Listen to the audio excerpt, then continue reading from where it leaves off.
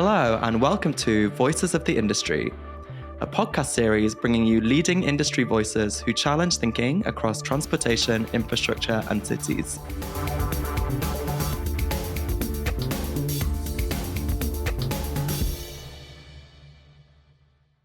We are here today to talk about how we can make more efficient use of our transportation system. How can we encourage people out of their cars and onto bikes, buses, trains, or indeed walking, or perhaps think about the way we change the time that they travel or where they travel to. So it's a question which, having long played on the minds of governments the world over, is seen in a new light in a climate conscious and public health focused post-COVID world. Transportation demand management, as it is known in the US, or behaviour change, as it is more commonly called in the UK, is a way to address this key transport and planning issue in our towns and cities. I'm Lisa Martin, a director at Steer. I've worked in the field of TDM since its infancy in the UK, since the late 1990s. At that time, we were developing and piloting behaviour change strategies. We were drafting best practice guidance on travel plans for clients such as then the Department for Transport and Energy Savings Trust. We led the way in developing personal travelling planning techniques, including motivational interviewing, and we played a key role in the delivery of the Sustainable Travel Towns programme and subsequent local sustainable transport projects. In 2014, I made the move to the United States with a remit to establish Steer's planning business, subsequently opening offices in Los Angeles and San Diego. I've been back working in the UK since 2020, still with a very keen interest in TDM. And with me today is Julia Wean, who I first met in 2017, whom I have enjoyed working with immensely on many TDM challenges over the intervening years. Julia, please introduce yourself. Thanks, Lisa. I'm Julia Wean. As Lisa mentioned, I am an associate with Steer. I've been working in the TDM industry since 2012 and with you since 2017, Lisa. I've worked across a few different areas in the industry. I started with a small nonprofit transportation management association in the Boston area, helping to manage TDM programs on the ground. And then now with Steer, my focus is more on the strategic side of TDM, so sort of helping to design TDM strategies and policies for our clients. And it's been really great to work with you and learn from you over the years, Lisa. I think particularly watching how you've been able to bring behavior change principles from the UK and from your work internationally to the States. And now that you're back working full-time in the UK, really interesting to just stay in touch and be able to keep each other up to date on what's happening in both of our markets. So really excited for this discussion today. Indeed. Thanks, Julia. That's great. So let's talk more. Let's get into TDM and let's start with just how would we define it? What do we mean by TDM? And as you know, there's so many interpretations, but put simply, I like to describe it as managing demand on the transport system by thinking about the people who use the system and providing those people with more choices. And those choices might be about what mode they're going to travel on, what time of day they might travel, or where they travel to, but only by connecting with the users and thinking about the users of the system and providing them with real choices can we really truly make the most efficient use of the system and not just keep building. Is that a fair summary, Julia, or what would you add to that? Yeah, I think definitely, that captures sort of the high level overview of what we try to do with TDM and what we're hoping to get out of it. I think I'd add, when it comes down to actually implementing TDM or delivering it, lots of those choices are really created by making sure that people understand what their options are. And that's what we do a lot in sort of the day-to-day of TDM delivery.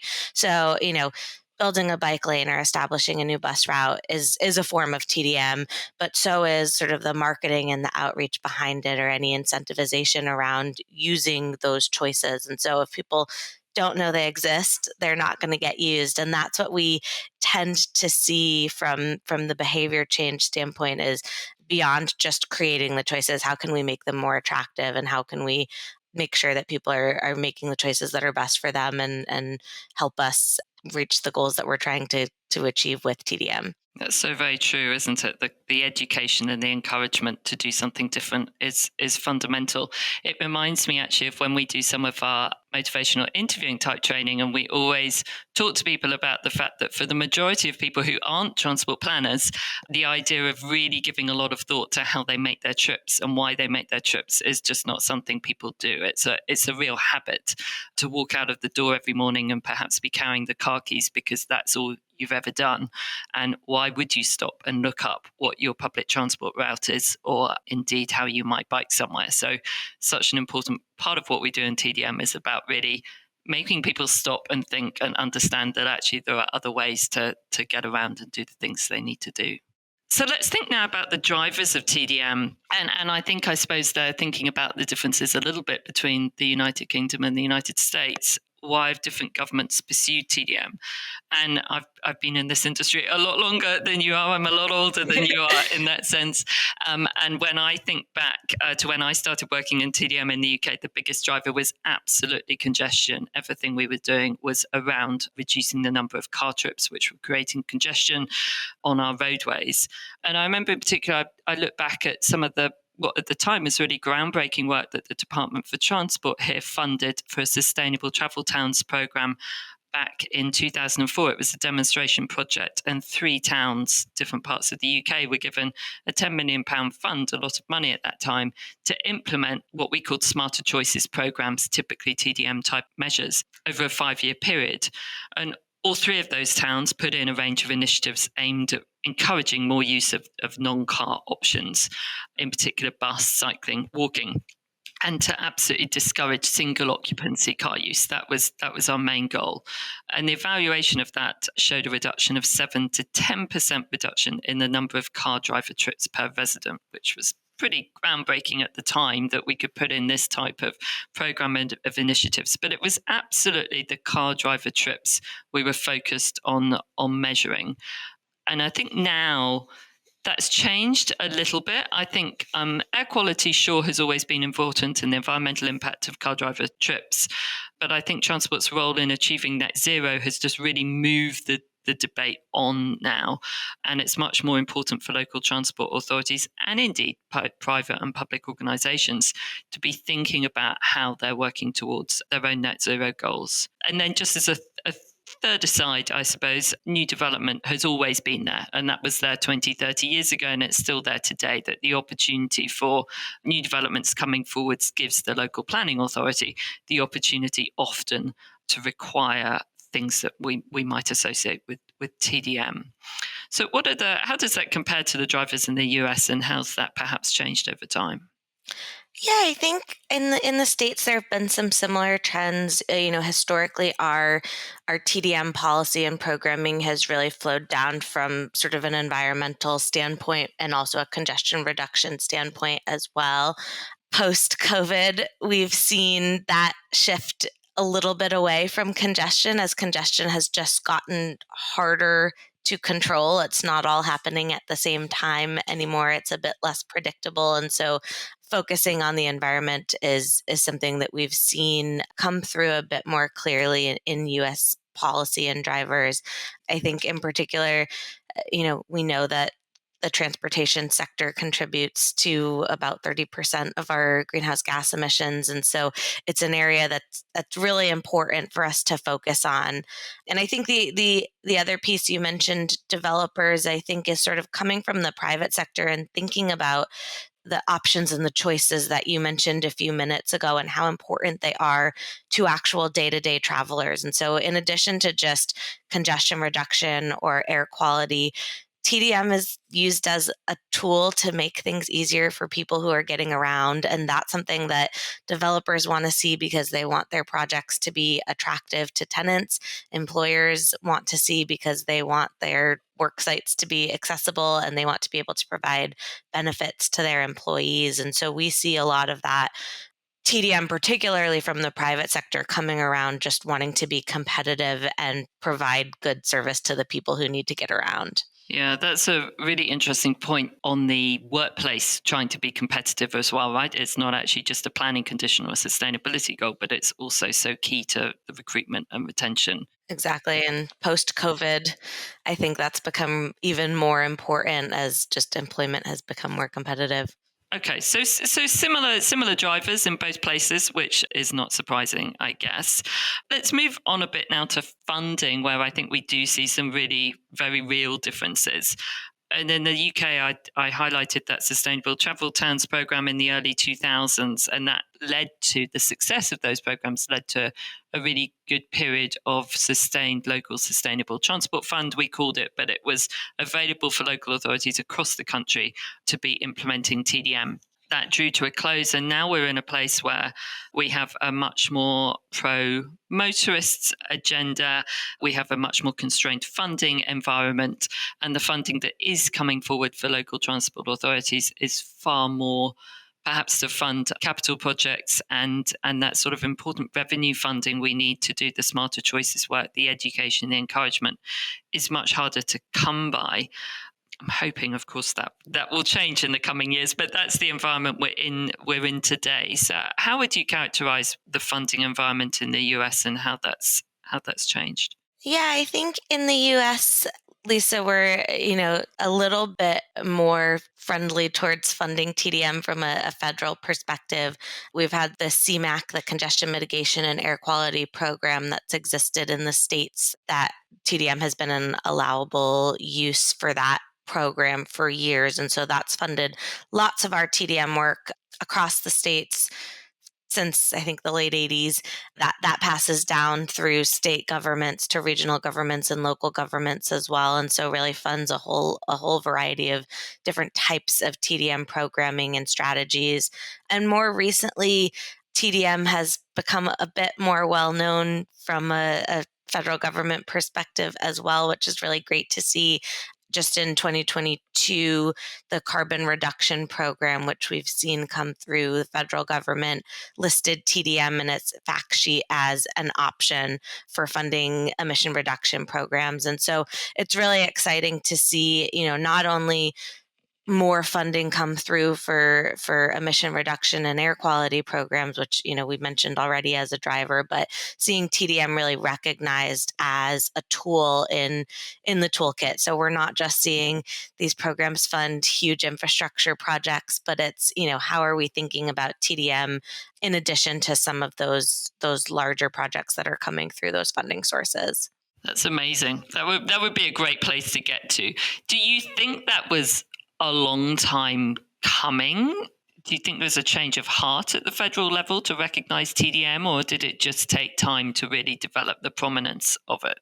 I think it's certainly something that took time, and I think it's all back to kind of behavior change and recognition of how important some of these things are, right? We in the US have the Association for Commuter Transportation, which is a professional and advocacy organization really fully dedicated to supporting transportation demand management. And so we've been able to really use the tools that are in their toolbox to get in touch with our policymakers and make sure that they understand what transportation demand management is. And so that's something that, has come through a really dedicated effort. But I think at the same time, there's also been just more of a general understanding, maybe even if not of TDM and what transportation demand management is, but from the general public of why it's important to make a change in your behavior, to make a choice to use a more sustainable mode. And, that comes through both our governments, but also just more of our, trending in behavior or in caring more about the environment in general, and sort of seeing that come through everything that we're consuming in the States as well.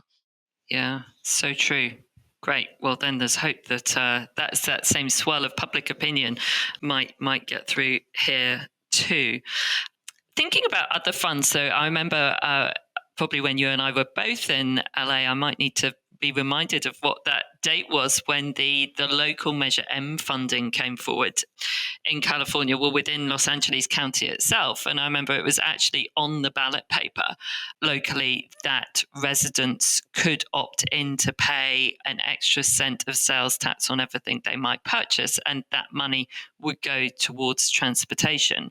And indeed, that's provided such a massive local fund for local projects. And I think it really impressed me for two reasons. One, that a process like that could exist, because it doesn't in the UK, but also that the huge majority of people that had to vote for that measure for it to go forward recognized the importance of investing in transportation and how it would help them get around.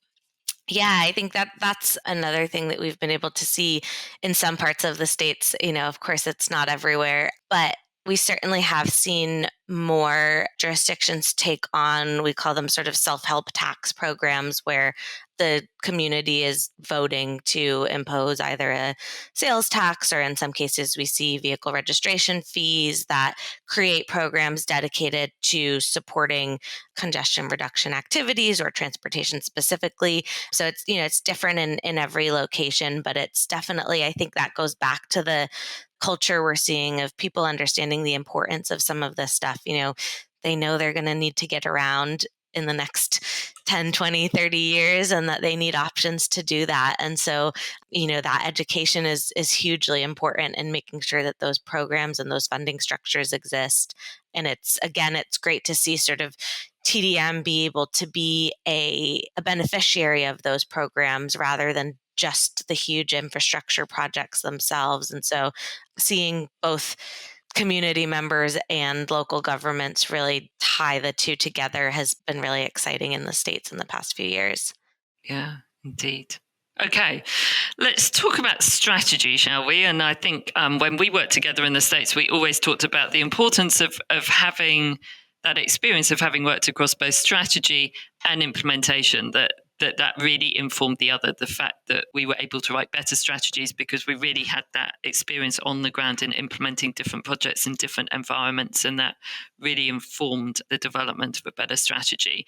But really, what I take away from the strategy is it helps the authority go forward and think about what that program of implementation will look like. It gives them a structure to work to and really develops the specific projects they might want to take forward in the future, which makes it easier for any staff member coming forward to sort of pick that project up and deliver it, because it's been put within a structure and an overall framework. But you're busy right now, I think, working with a number of different agencies on TDM strategies.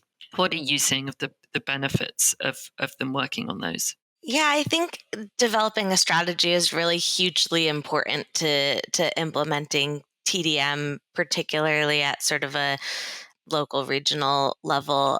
We are often asked what works and what strategies should be used. And, there's really not a one size fits all answer to that, right? We understand that certain strategies work better with certain audiences. It depends on what your transportation landscape looks like and what the options that exist are. And so, the benefit of developing a strategy is really making sure that the tools that are being put in your toolkit, as you mentioned, Lisa, that you can then pull back into and use to guide your delivery as you move forward, are really tailored to the folks that you want to be serving and really built around being most successful with your audiences. And so I think that that's one of the major benefits of putting together a strategy before you're just starting programming, because you don't want to build something that isn't going to work.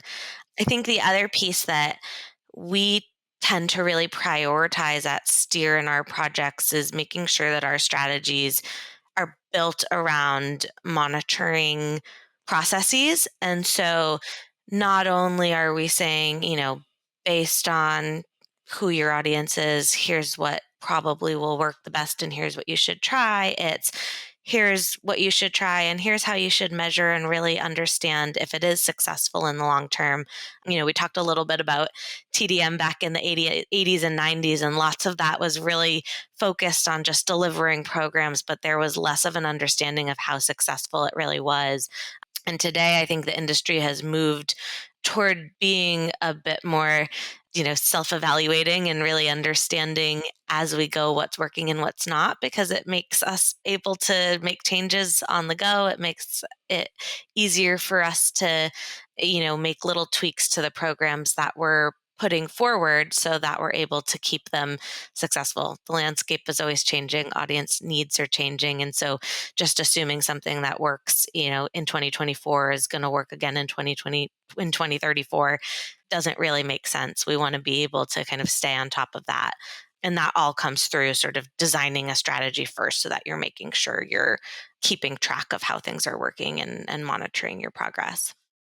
Yeah, absolutely. So true. It's agile. The landscape we're working in is changing so much. The transportation options are changing so much. But actually, the other thing we've seen is the marketing tools that are coming forward that we're able to utilize. And even if we just think about how social media has changed over the last 10 years, means actually our communication methods can be so different. And we've really got to be keeping on top of all of that. Just thinking again about strategies and reflecting on some of the work I've been involved in there, I was thinking of the importance of winning hearts and minds of the stakeholders involved. So if I go back to the very first project actually I worked on in the States for Sandag, an agency, I have a lot of respect for the great work they do. And it was designing a TDM strategy for the North Coast corridor that was going to mitigate the impacts of really quite large scale construction they had planned on the I-5 and indeed the rail corridor at the same time. And it was just really interesting taking the time to look ahead to 2040 in this case in that construction program, but really engaging many stakeholders who were involved in that construction who weren't involved day to day, if you like, in TDM. They didn't have knowledge of TDM. There was really an education piece for us, I suppose, to help those people understand the value of TDM and why it should become part of their construction projects. And I think that's something else I'd say about the benefits of really developing a good comprehensive TDM strategy is taking stakeholders with you, having the opportunity to build the understanding and appreciation of what TDM, when properly deployed, can really achieve. And I think you've worked on some other strategies. If I think of the one we did together for SCAG, the Southern California Association of Governments, which was far more widespread over a much, much bigger area, wasn't it? But we really had to engage those stakeholders across those different counties. Do you think that's then led to better implementation of TDM by those different counties? I remember going to somewhere there was just really low levels of awareness and understanding of TDM when we started. And I wonder how you've seen that change. Definitely. Yeah, I think, particularly at the local level where people are just really busy and city workers have lots on their plates, TDM is maybe not something that they're thinking about on a day-to-day basis. And being able to pull them into a strategy development process is huge, because not only are you saying, here's something exciting that you could use if you want to. It's, what's important to you and how can TDM be designed in a way that actually does work best for you. And so it's probably not unique to TDM. It's probably something we see across lots of our planning processes as transportation planners in general. But, the more we're able to pull stakeholders into decision-making processes and the more we're able to give them a say in the way that strategies and recommendations ultimately get developed, I think the more they're learning from them, the more they're ultimately going to be able to prioritize the types of strategies that we'd want them to be using. And so definitely pulling those folks in is really important. And I think, even beyond just local governments, it's developers and employers as well. It's business and community leaders. It's folks who have sort of that influence, because in TDM in particular, we as practitioners don't usually have access to every single person traveling. And so it's really, really important to make sure that these stakeholders, if they care about some of the drivers that we've discussed already, air quality, congestion reduction, that they understand why TDM can help with those things and why it's important. And so they can translate some of those behavior change ideas down to the people that they're working with on a day-to-day basis. Yeah. Okay, so strategy is important, but actually it's only really effective if it leads to that implementation. We've engaged and educated those stakeholders, and it leads to some TDM implementation on the ground. So let's talk a bit more about some of the projects we've worked on and the way we've really been able to make a difference to the communities we've worked in, and think about what's made those projects effective. And there's such a range to choose from. Where might we go first? Good question. We've done lots of different types of work in different places. Maybe one that I'll start with is, and Lisa, I think you were involved at the very beginning of this work we did up in Napa Valley in California, where we had been working with MTC, the regional agency, to try to reduce congestion along there. It's Highway 29, sort of main corridor where there are lots of vineyards and hospitality type employers, really trying to make sure that we can get their employees to work, and their employees are folks who work often in either hospitality or agriculture, so might not have like regular 9 to 5 schedules that we're traditionally seeing in TDM. And so we had to think creatively about kind of how to get those employers on board and how to develop a program that would work well for their employees and try to reduce and relieve some of the congestion along the corridor. So originally, pre-COVID, we were thinking about things like carpooling and how to incentivize it and get folks to share rides. And then in the middle of that, COVID happened, and that wasn't something we wanted to be prioritizing for people anymore. And so we really shifted to thinking about e-bikes and e-scooters and micromobility as sort of a way for folks to get around easily and safely. And so we put together an e-bike incentive program pilot. This is last summer and fall, I guess, July 2022. And one of the things we were able to see, which was really great, is that by giving folks access to e-bikes and e-scooters, so cheaper cost to purchasing or renting these vehicles, we actually saw people change their behavior. So we saw 75 people who took us up on the program and were able to get a bike or a scooter out of the program. And we also saw behavior change. We surveyed folks and were able to see a real change in people who would have been driving, but we're now using these e-bikes for commuting purposes. And so, just a small sample size because we were only working with a handful of employers, but one of the sort of post-COVID implementation projects that we have under our belt most recently that's been really great to see the long-term change in sort of getting these bikes and scooters into people's hands. Amazing. And you're right. I was involved in the very early stages of that project. And one of the characterizations was, it's a very rural area and the distances people were commuting were very far. So that's great, actually, that an e-bike was able to transfer to that. Were they loans or were they some form of purchase? Did they loan the bike for a period of time? Or? We actually offered a little bit of both. Most people ended up purchasing, but the vendor we were working with did also offer loans. And I think actually since that program, the other clients that they work with are now more focused on leasing the vehicles at a monthly basis versus purchasing them. But our Napa program ended up with lots of folks who do now own the vehicles and can use them forever, which is really great to see. Wow, fantastic. Leaves a real legacy. We're just doing a lot of data analysis actually we've been doing the monitoring and evaluation of the Department for Transport's national e-bike program here as a pilot program. And that across 4 different locations in the UK gave out e-bikes primarily as loans, well, always as loans, but 3 different settings. So actually you could either go into a bike store and get one, or it tested giving out loans through a community setting, or indeed maybe a workplace or education setting. And we're just doing the analysis and reporting on that now. But I have to say our interim findings in the summer were really encouraging, actually, about the potential for e-bikes to really make a difference on that commuting piece and indeed other journeys. So excited to see these new modes coming into the sphere and how actually we use TDM to do that education and encouragement piece around helping people understand how to access those new modes. Yeah, I think it's really great to see sort of the encouragement and the education come together at the same time. A lot of our TDM programs are about incentivization, so providing discounted transit passes or providing things like e-bikes, and being able to use that carrot, we like to call it, as a tool to get people to try something for the first time is great because they're at the same time, even though they may not know it, really learning about how to use a new mode that they haven't tried before. And so,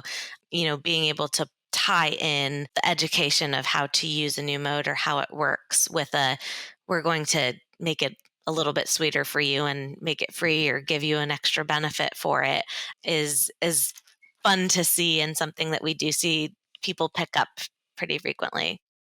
Yeah. Thinking about new modes, I was also thinking it's how we can apply those to existing modes too, and actually staying in that roughly that geography. I was reminded of the project we did for the Livermore Amador Valley Transit Authority, where we were asked to help them increase the number of bus riders in their local community in and around Pleasanton. And they had a particular issue that they were serving the local BART station, and the car park there was very full, and they obviously had their buses running and the opportunity to increase ridership. And we introduced the concept of reaching out to all of the residents in the area with information and to some extent incentives, but largely information about what that bus service was and how they could ride that. And one of the exciting things for me was that they measured the effectiveness of that through boardings onto the bus. And we were actually able to measure a real difference in the number of people riding the bus in their service area through that education and encouragement. So yeah, it's important we think it's not just about new modes, right? It can also be really effective at getting people onto those more older and traditional modes that are still serving people's journeys. Okay, other great projects that we've worked on. I'm interested in the TMOs. I mean, that's something you've done a lot of work with, Julia, in different places across the states, and the effectiveness of them in working across an area and bringing businesses together. Yeah, we at Steer manage a handful of transportation management associations or transportation management organizations, TMAs or TMOs, we call them. And they all work a little bit differently, but really the similarity between them all is that they're working with a handful of sites, whether that's employers or universities or development projects, to help provide TDM services to the folks who are using those sites. And so, like I mentioned a little bit before, it's tough to get that, individual one-on-one behavior change conversation unless we're doing something like we did up in Livermore, where we're knocking on doors and talking to individuals. But obviously that's, pretty time intensive. And so what we like to see, and why TMAs and TMOs are so great, is because they're able to sort of be a convener of all of these different, again, whether it's work sites or development projects or residential projects, to help one key individual, two key individuals at each site be able to translate some of those programs down to the people that they're talking to on a daily basis. So rather than the TMA or TMO needing to speak to every traveler in the city, they're able to speak to, we typically call them transportation coordinators or whoever that sort of dedicated site representative is, really get them involved in the programs that the TMA or the TMO is offering, really make sure that they have a really good understanding of transportation options in the area, and that they're able to translate that down to their user base and the folks who are using their sites. And we've actually done in Santa Monica a little bit of research in sort of comparing how engaged our transportation coordinators are and how that translates to actual individualized behavior.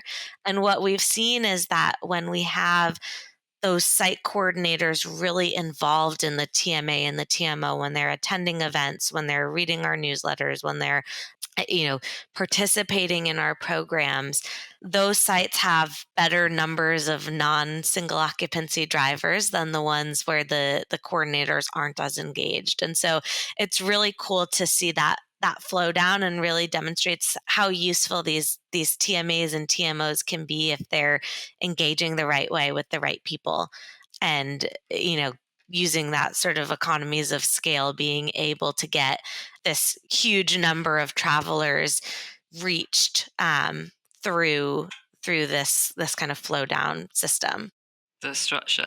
And of course, there's some I know that you work with that are more workplace focused, but you mentioned Santa Monica, which is one, of course, that goes beyond the workplaces, and it's trying to reach residents and visitors to the city as well. Yeah, absolutely. And I think, again, particularly with multifamily residential buildings, we're able to take a similar approach where we're working with sort of an on-site coordinator who's making sure that the TDM programs offered by the TMO are advertised to their residents. But we also, in a lot of these situations, are working really closely with the local jurisdictions as well. So we manage a transportation management organization in Burbank, California, where while most of our members are employers, we do also work with the city to get messaging out to the general public. So we've done some really fun work with schools. We've done some really fun work with just hosting events that like the city's been able to push out on their communication channels. And we've been able to then interact with a larger audiences, including residents as well. Yeah. And I'm just thinking about the funding of some of those programs. And Santa Monica, I think, and maybe still is, was free. Anyone could benefit from the services of the TMO with no cost, whereas some do have a small membership fee that the workplace perhaps might pay each year. Yeah, so some of them are operated through the public sector directly, and Santa Monica is a really great example of that, where they are the TMO is fully funded by the city, and the TMO works with any employer that wants to work with them. And they get a lot of that engagement because there's some policy and regulation that employers do need to comply with in the city. In other cases, we also see TMAs and TMOs just as fully nonprofit organizations. So while often they have good relationships with the jurisdictions where they operate, they're not necessarily operated by or for the public agency. They're actually, nonprofit organizations managed by a board of directors that are made up of membership. So sometimes it's a group of developers or employers who are concerned about either the environment or congestion in an area kind of coming together and saying, this is something we really care about. What can we do to help make a change here? And that's how these organizations get established, really similar to business improvement districts or chambers of commerce, but just focused specifically on transportation. Yeah, got it. I'm thinking of particular projects I'm working on in the UK now, where I think I've said that it feels like there's less TDM, the opportunity to implement a little bit less TDM at the moment, but some of the places I've enjoyed recently, in fact, are airports. So I do a part-time secondment to London City Airport here in the city, which has some really ambitious plans brought about both by its own sustainability plan and it's wanting to really make a difference in terms of sustainable aviation, but also through development conditions. So we are working towards some pretty ambitious targets on reducing the number of staff coming to the site by car and increasing the number of passengers who are coming to the site by public transport. So those are our two goals there. And I think in the period I've been working there, it's really been a focus on having people understand it's less about the infrastructure changes, which are the bigger things, the more expensive things, and they take time. But actually, we can make a really big difference with that communication, the education, the encouragement that we keep coming back to. And we set up a brand at the airport last year, Way to Work, and we've been keeping up sort of weekly communications around that and doing some roadshows and having prize giveaways and a monthly car share draw and so forth. And we're really pleased with the recent staff survey results, which shows that we had reduced a 4 percentage point reduction in the number of staff driving alone over the past year. And that really has come down to that I think communication and just awareness raising, not being a big topic at the airport until we really decided to set this identity of it up and really start talking to people about what we were trying to do and why we wanted to change. But we don't have that network, of course, that the TMAs would bring us. But yeah, and we do see TMAs and TMOs that are focused specifically on one business park, for example, or, a really small area versus like a whole city footprint. And so, when you're thinking about the UK and who might be interested in developing programs like that, that could be an interesting place to look because there are, again, from the developer side, maybe more drivers than there are at the sort of city or jurisdictional level as well. Cool. We are talking, and I think there's a couple of other areas I thought we should explore before we wrap up. So let's move on to them. And I guess again, keeping thinking about how TDM can really make a difference in the climate emergency we're in at the moment. I wonder how we think about how TDM practitioners keep progressing the field and keep innovating. We touched on it a bit earlier that we need to keep in touch with those marketing techniques and how they change over time. But what supporting networks and opportunities do we see? And I think if I highlight one first, it's the importance of just sharing what's working, right? Best practice, and how do we make sure we're constantly telling people about those great projects that really do work? And I've always really appreciated that TDM listserv that you have in the States, which is such a good articulation of people either looking for best practice or indeed sharing it and finding it. And I was excited last year here in the UK to hear that an influencing transport laboratory has been set up. It's currently being housed by Transport for the West Midlands, but their ambition is to become that centre of excellence in the UK. And importantly, I think to bridge the gap between academics who are doing so much good work in this field and practitioners to help try and link that conversation together. What do you see as really key in how we keep innovating and moving forwards?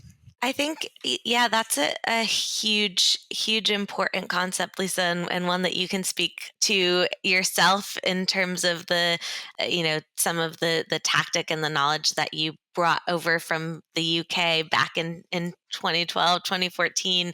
And so I think that's something that needs to continue happening. And, agencies like the Association for Commuter Transportation, which is technically an international organization, though I know it's sort of US and Canada focused for the most part, really help with some of that knowledge sharing. I think some of the other things that are really key when we're thinking about moving the industry forward is thinking about data collection and making sure that we're advocating for ourselves as an industry and really demonstrating the impact that TDM has. And so being able to make sure that the programs that we're putting forward are not just successful, but that we're really tracking and monitoring that success is hugely important, and then making sure that we're sharing that knowledge back and across our networks is really the only way to make sure that it's an industry that continues to see investment and continues to see some of the growth and excitement that we've seen in the previous 10, 15 years, I think. So that's something that I would probably focus on in terms of really prioritizing as we move forward in the next 10 years or so. Yeah, so true. You recently, you mentioned the Association of Commuter Transportation, and I know they recently really worked hard to introduce, I forget the name of the qualification, but there is now a TDM qualification that practitioners can work towards. Yes, there is. And it's exciting to see. Again, it just sort of, legitimizes the industry and makes it a bit more noticeable across practitioners in general planning fields. And it's been exciting to see that program grow. And maybe policymakers too, right? Maybe that's why you are having that success even at the federal level of raising that awareness and the opportunity for TDM to really make a difference. So, okay, before we wrap up, let's just think. We've talked a lot about the past and the present, but let's focus a little bit more on the future. And given the net zero by 2050 target and concerns over public health and the relative lag in reducing transport emissions, TDM could play a huge role. And what would you like to see most looking forward? Great question. I think more TDM is really what we want to see, and so as we're thinking about the future and how we're implementing TDM, I think we've touched on lots of it today, but more of that sort of thinking strategically, more of that learning from the on the ground work to be able to really smartly apply it to the unique situations where we're all operating, I think is really key. And ensuring that the programs and the policy and the funding that allows for TDM really leaves room for that, so that we're not designing funding programs that are too specific, that don't allow for really tailored programming or education services, that we're allowing our practitioners to continue to collect really good data through pilots that then gets pulled back into the new work that's coming through, and just leaving room for more innovation and the ability to continue to learn from the work that we're doing. Yeah. And that's what makes it so exciting to work in, right? That opportunity for that innovation and keep learning. It doesn't grow tired. I think when I think about the UK, what I'd like to see is I'd like to, if you like, get back to the heyday of more TDM. And I think if I think of all the great focus that's perhaps been around more on our current round of local transport plans that local transport authorities across the country are developing, and there's some really great vision-led planning going into those. I'd just like to see some of the TDM elements that are perhaps forming some parts of those plans be brought to life a little bit more, to be further developed in really what they're thought, and to work with stakeholders, as we talked earlier on, understanding the important role that TDM can play in those plans. And I think by setting up that structure, that framework for TDM to come forward in the UK, then perhaps we can see more funding coming its way and just really start moving the needle and encouraging people out of cars. I have to say, we've not talked about electric vehicles, amazingly. I talk about those a lot these days. And I do think there's a real opportunity as we're progressing towards providing the infrastructure and the support for people to move to electric vehicle charging, to make sure that we're also communicating with them about other modes, so that actually there's a TDM opportunity there to encourage EV drivers to still be multimodal when it makes sense to be, and to remember to use other modes of transport as well. Yeah, definitely. I think sort of making sure that we're not separating out the drivers that we've talked about is really key there, right? So we're not, if we're just focused on the environment, then switching everyone to an electric vehicle will have the same impact as keep switching everyone onto a bus, but we'll all be stuck in traffic all the time. And so making sure that we're sort of pulling these drivers in together, so that we understand the education can all come at the same time, and we can prioritize more than one thing at once, is really helpful in that. So true. All right. Well, I think we should wrap it up there. It's been great talking to you. We talk often anyway and share the different stuff we're doing in different places, but it's been really good to air this and share that with a few more people. So thank you so much, Julia, for your time, and we'll speak again soon. Thanks, Lisa. This has been really fun. I appreciate hearing more about what you all are focused on in the UK, and it's been great to talk a little bit more formally about all of it. Thanks, everyone. Thanks.